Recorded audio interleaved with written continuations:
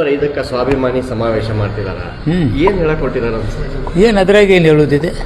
ಸ್ವಾಭಿಮಾನಿಗಳಿಗೆ ಅವ್ರಿಗೊಂದು ಸನ್ಮಾನ ಮಾಡ್ತಾರೆ, ಸಭೆ ಮಾಡ್ತಾರೆ, ಅದ್ರಾಗ ಏನು ಹೇಳುವುದಿದೆ? ಕಾಂಗ್ರೆಸ್ನಲ್ಲಿ ಎಲ್ಲಿ ವಿರೋಧ ಆಗಿದೆ? ಏನತ್ತೆ ಪ್ರತಿಷ್ಠೆಗೋಸ್ಕರ ಮಾಡ್ತಾ ಇದಾರೆ, ಅದು ಪಕ್ಷದ ಧ್ವಜ.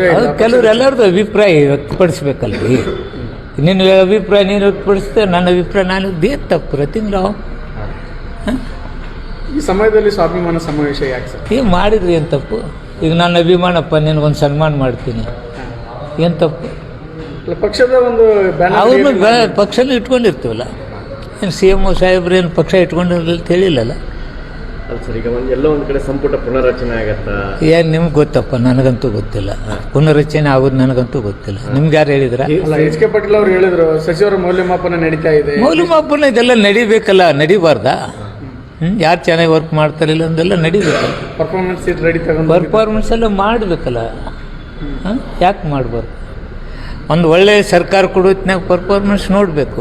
Nothing wrong. ಸರ್, ಈಗ ಸಿದ್ದರಾಮಯ್ಯನವರು ನೀ ಹೆಂಗೆ ಹೇಳ್ತಪ್ಪ? ಅದು CLPಯಲ್ಲಿ ಆಯ್ಕೆ ಆದಂಥವರು ಮುಖ್ಯಮಂತ್ರಿಗಳು. ಅವ್ರನ್ನ ಕೆಳಗಿಳಿಸ್ತಕ್ಕಂಥ ಶಕ್ತಿ CLP.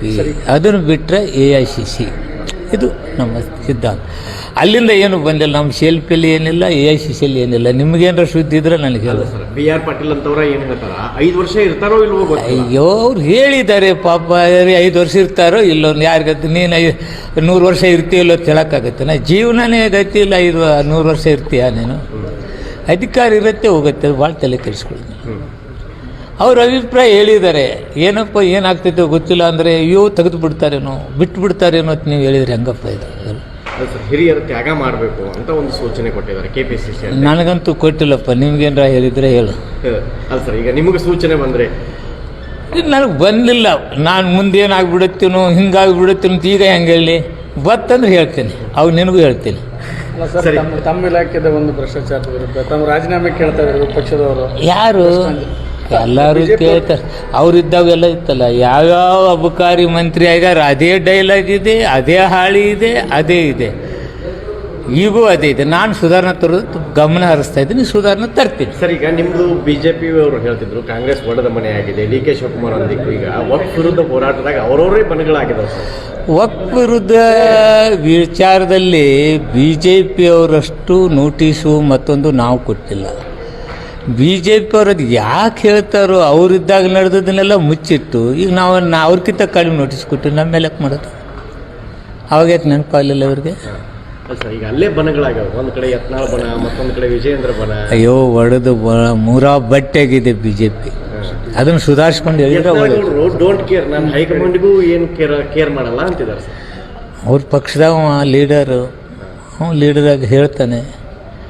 ಒಂದು ಕಾಂಗ್ರೆಸ್ ಮುಖವಾಣಿ ಅಂತ ಕೆಲಸ ಮಾಡ್ತಿದಾರಂತೆ ಗೌಡ್ರು. ಯಾರು?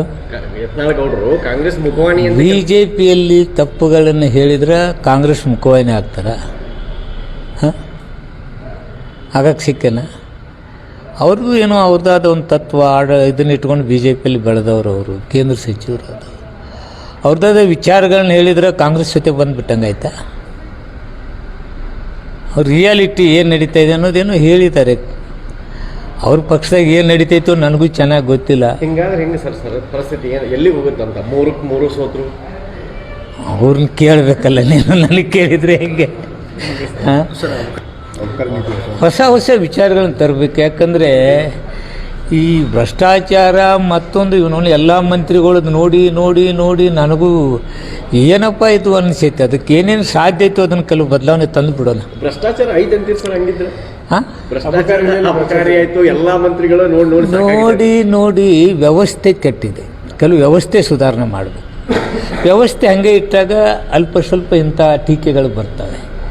ಆ ವ್ಯವಸ್ಥೆ ಸರಿ ಮಾಡ್ತಕ್ಕಂಥ ಕೆಲಸಕ್ಕೆ ನಾನು ಕೈ ಹಾಕಿದ್ದೀನಿ, ಮಾಡ್ತೇನೆ. ನಿಮ್ಮ ಇಲಾಖೆಯಲ್ಲಿ ಕೆಲ ಅಧಿಕಾರಿಗಳು CL7 ಬಾರಿಗೆ ಕೊಡಲಿಕ್ಕೆ ಲಂಚ ತಗೊಂಡು ಪ್ರಕರಣ ಹೇಳಿದ್ನೆಲ್ಲ. ಇಬ್ಬರನ್ನ ಸಸ್ಪೆಂಡ್ ಮಾಡಿದ್ದೀವಿ. ವಿದಿನ್ 24 hours ಅಧಿಕಾರಿಗಳು ಸಸ್ಪೆಂಡ್.